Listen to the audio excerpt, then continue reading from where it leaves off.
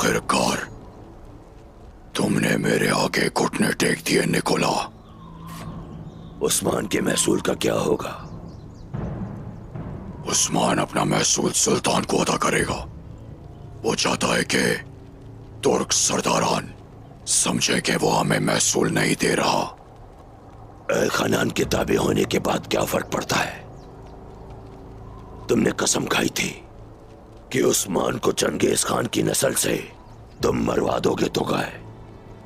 रूहों को तुम नाराज ना कर दो, मुझे डर है ये।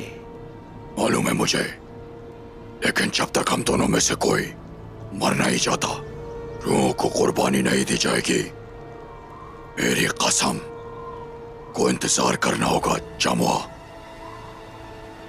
रूहों के अजाब से हमें सिर्फ खून ही बचा सकता है।